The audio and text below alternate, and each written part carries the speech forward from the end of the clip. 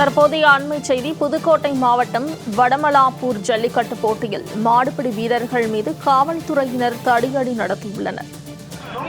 ஜல்லிக்கட்டில் தடியடி நடத்தியுள்ளனர் காவல்துறையினர். சிதறி ஓடிய மாடுபிடி வீரர்கள் அனுமதியின்றி வாடிவாசல் முன்பு சென்றதாக கூறி தடியடி நடத்தி காவல்துறையினர் விரட்டியடித்துள்ளனர். கூடுதல் தகவல்களை செய்தியாளர் தேவராஜ் பழனி வழங்க கேட்கலாம். தேவராஜ் பழனி, காவல்துறையினர் ஏன் மாடுபிடி வீரர்கள் மீது தடியடி நடத்தினார்கள்? முழு விவரங்கள். மோனிஷா, புதுக்கோட்டை மாவட்டம் வடமலாப்பூரில் ஜல்லிக்கட்டு போட்டியானது தொடர்ந்து நடைபெற்று வருகிறது. இதுவரை ஜல்லிக்கட்டு போட்டியில் 635 காளைகள் அவிழ்த்து விடப்பட்ட நிலையில் காளைகள் முட்டியதில் 21 பேர் காயமடைந்தது. 13 பேர் மேல் சிகிச்சைக்காக புதுக்கோட்டை அரசு மருத்துவமனைக்கு அனுப்பி வைக்கப்பட்டுள்ளனர்.